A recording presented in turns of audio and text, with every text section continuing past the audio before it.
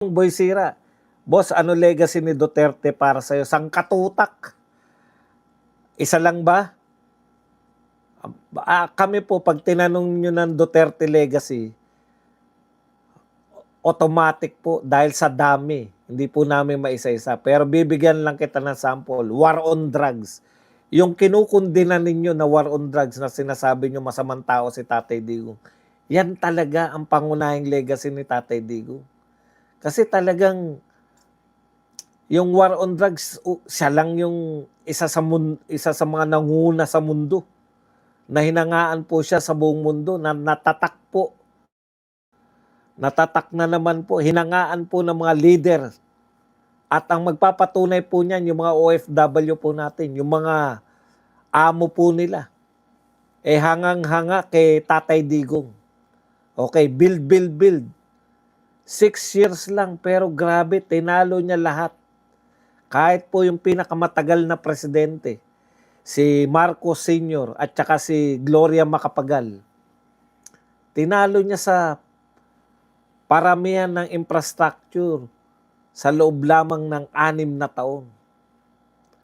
War on corruption. Grabe ang takot ng mga corrupt official. War on criminality. Noong panahon ni Tatay Digong, mga kriminal ang takot.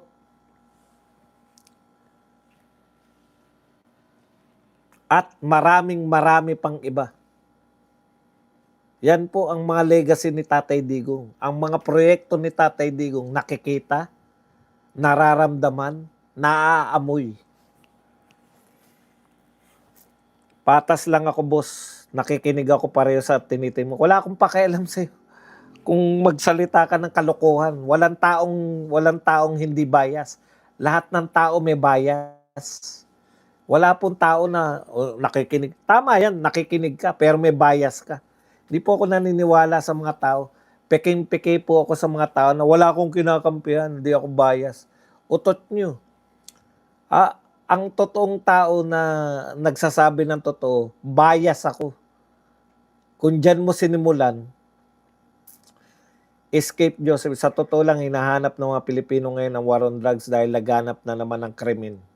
May connection po yung krimen tsaka war on drugs. Nakita po natin yan. Mataas ang krimen pag mataas ang bilang ng gumagamit ng droga. Alam niyo po, napakaswerte sana ni BBM.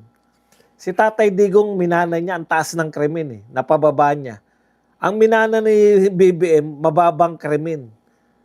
Kung naniniwala sila na 30,000 na mga addict, mga drug pusher ang namatay, o di, ang laki ng si Tatay Digong, minanay niya talagang sandamakmak yung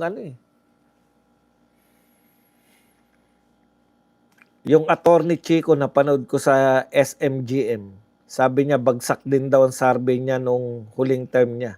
Andyan siya sa Pilipinas, andito ko sa US. Bakit niya hindi niya alam ang survey? Huling term ni Tatay Digong, bagsak ang term niya, utot mo. Chico. Boy Sira, ano legacy ni BBM? Resbakin ang buong administrasyon, lalo na nasa HOR, at mga sibilyan, lalo na si Trililing. I mean, si Tatay Digong ang tinutukoy ko.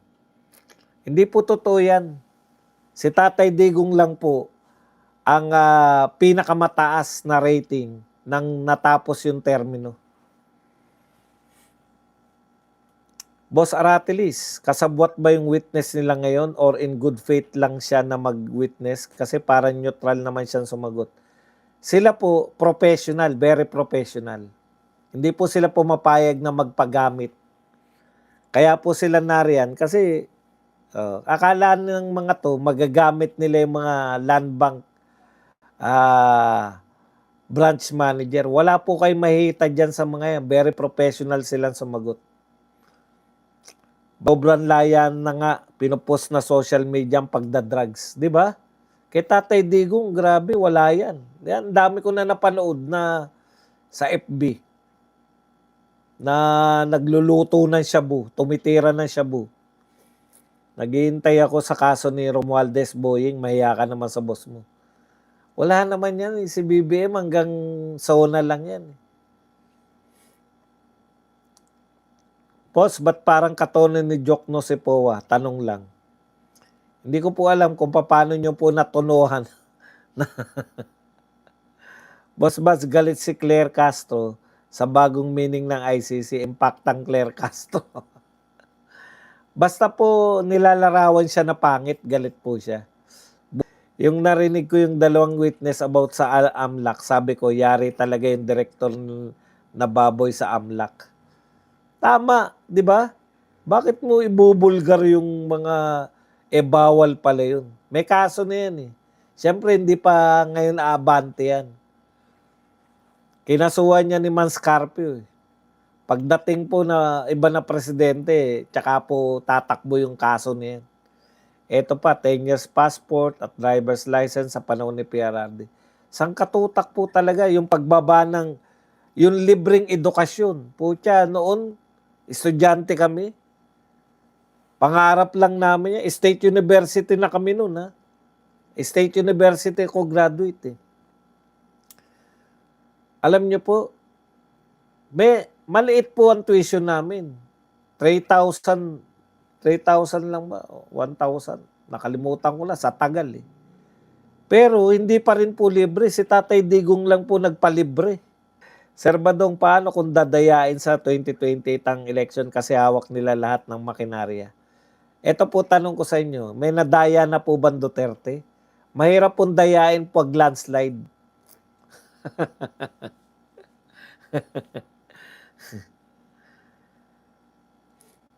Inayos ni Digong ang MRT bago umupo si Digong, halos araw-araw sira ang MRT. Correct.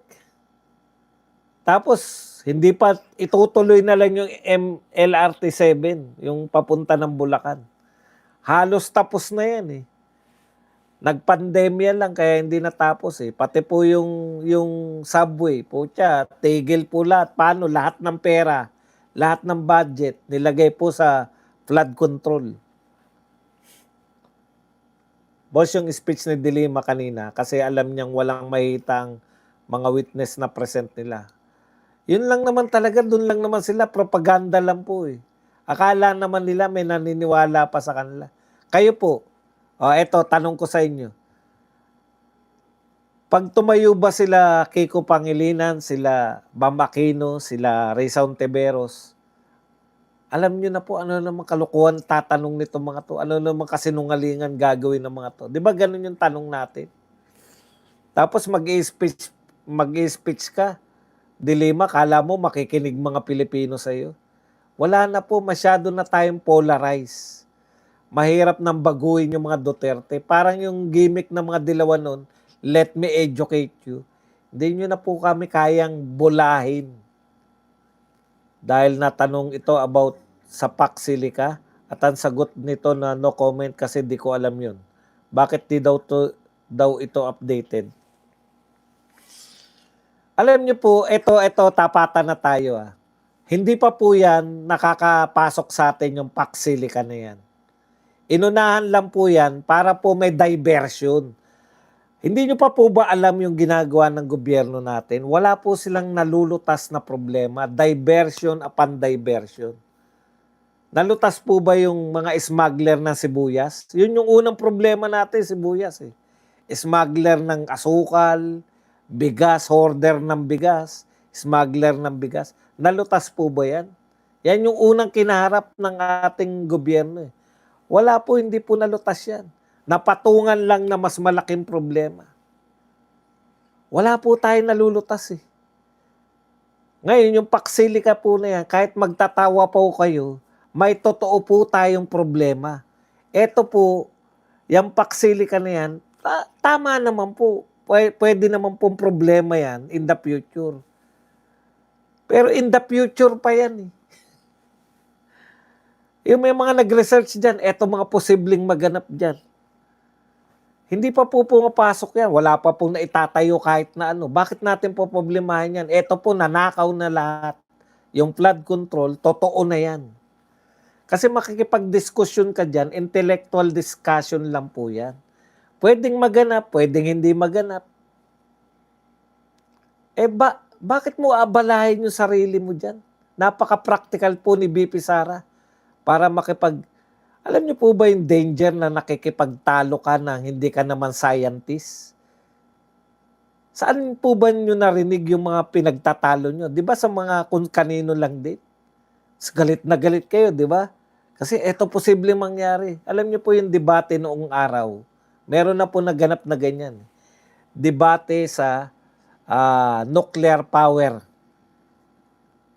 Ang dami pong tumututol na nuclear power. Delikado 'yan. Delikado sa Pilipinas 'yan. Hindi po natin pinagana yung nuclear power plant. Nagpatayo tayo ng nuclear power plant, inutang natin, binayaran natin, hindi natin nagamit. Dahil sa pananakot. Hindi ko po sinasabi na ganyan yung paksilikan na yan. Ang sinasabi ko po, wala muna akong pakialam. Dahil ang laki po ng issue nitong ghost project, ang laki po ng issue nitong flood control. Lagi po tayong binabaha, trilyon po ang pera. Prioritization ng galit. Hindi mo pwedeng magalit ka sa lahat. Yan po, future pa yan eh. Makikipagdebate ba ako dyan sa paksilika? Ano sasabihin ko? Masama yung epekto niyan. Asan? Asan yung epektong masama? Ito po, totoo po to. Ang kinakaharap po natin sa flood control, totoo. Tsaka tignan nyo yung mga nag-a-advocate niyang paksilika na yan. Mga dilawan at putang bit ko papatulan yung mga wala pa po yan dito sa Pinas. Itatayo pa lang yan. Ganun lang po. Per piece lang po. Kung ano po yung totoong problema natin, yun ang problemahin natin. Hindi yung, ito mangyayari sa atin sa future, tutulan na natin. Puta, pag sumama ka sa rally ng Paksilika, convict BP Sara, anak ng pupa. Magtapatan po tayo. Hindi po ako against dyan sa Paksilika na yan, natutulan yan.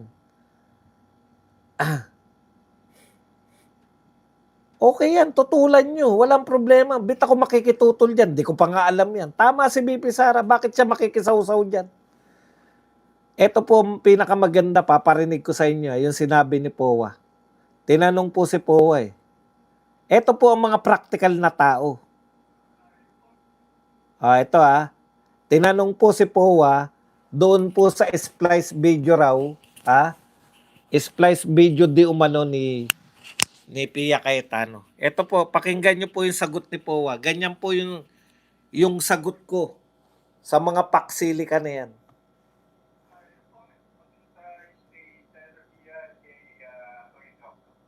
I do not comment on issues. Your comment on dun sa kay Senator Pia and kay Tony Jocno about the splice. I do not comment on issues that I'm not involved with. Hindi po ako yung taong nakikisaw-saw sa mga issues. Thank you very much. Yan po. Yan po ang pwede ko isagot dyan. Hindi po ako ang tao na nakikisaw-saw sa mga issue. Kung totoong issue na yan, may tinatayo. May tinatayo na rito na nakasisira na. Alam niyo po, ganyan yung ginawa nila yung sa nuclear power plant.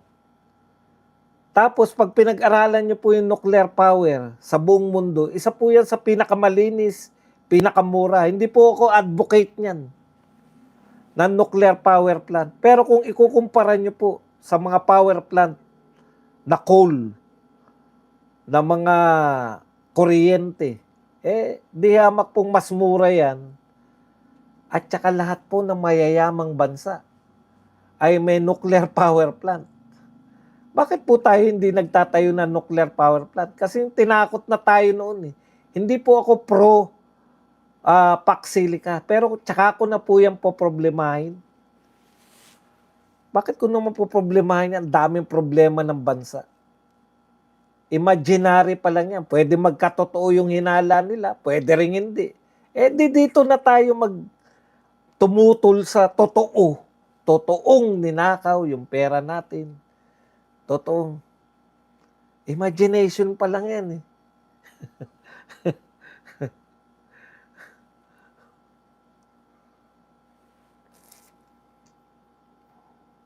Hindi ko po sinasabi dahil hindi naman ako scientist eh.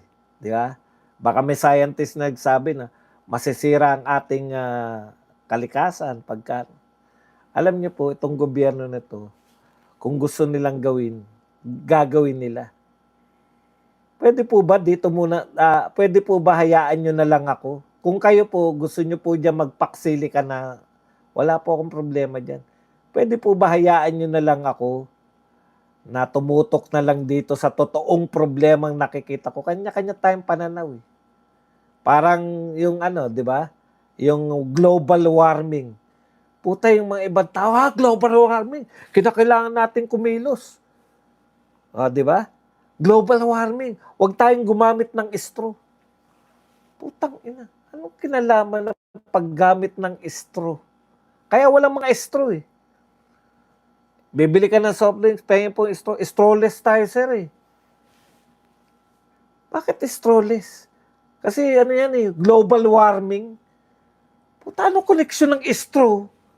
Bumili ka ng soft drinks, paano mo ngayon iinumin yan? Kasi take out eh. Dahil sa lintik na global warming na yan, wala na nag-i-straw, wala na nagpa-plastic. Puta, bibili ka sa Alphamart, bibili ka ng frozen na manok, ilalagay sa papel. Bago ka makaakyat sa apartment mo, sinasalo mo na yung mga pinamili mo dahil frozen, ilalagay mo sa papel. Napaka-impractical. Bakit? Global warming.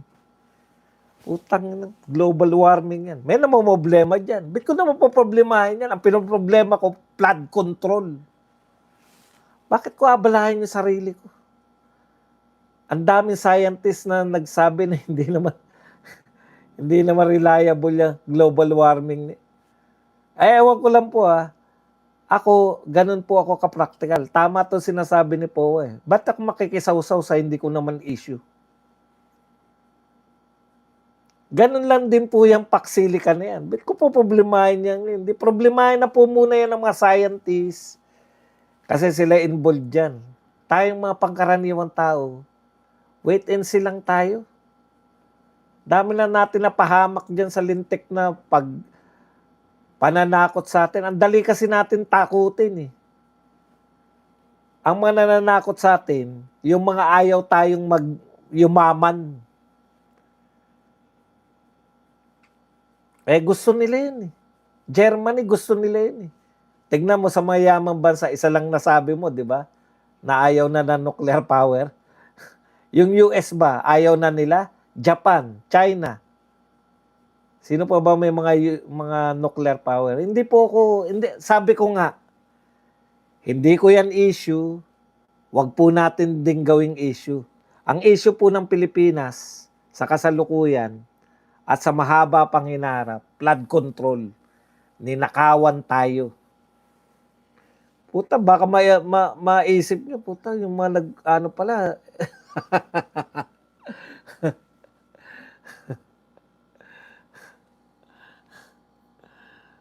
pag-isipan nyo rin.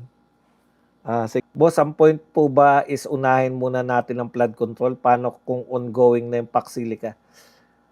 Sabi ko nga, hindi ko alam kung ang issue ba dyan, automatic ba yan? Kasi ganito po yan eh.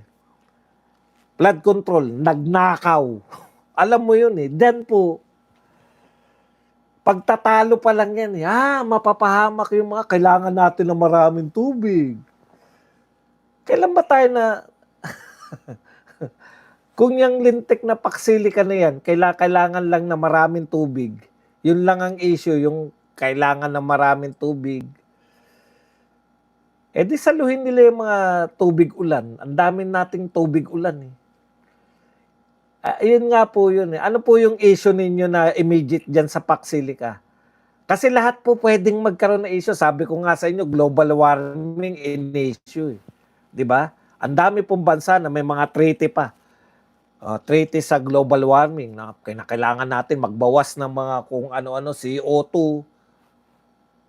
Pucha, na-imagine nyo po ba ang pinakamalaking contributor ng mga sinasabi nilang yung mga eroplano? Yung mga pollution na yan, ang nakaka-pollute yung eroplano.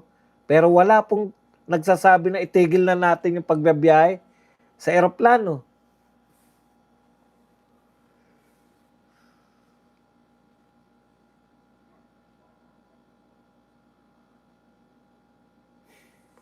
Kasi yung mga Pilipino, kung anong uso, nandun lahat.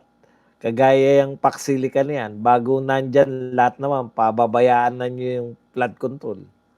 Daming tubig ba? Problema ba yun? Hindi ko, wala pa po kung naririnig na talagang yung, kumbaga, nanakawin ba?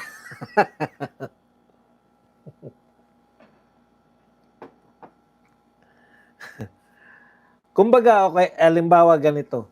Ito ang paksilikan na to, kinakailangan nito ng maraming yung maraming mga puno. Kaya puputulin ng yung mga jungle natin. Ayan, may issue kagad yan. Ba't nyo puputulin dahil dyan? Pero yung kailangan ng maraming tubig na to, environmental destruction. Di po ba na maisipan ng mga scientists yan na paano hindi madidistract yung environment? Di ba, pagtatayo lang ng pabrika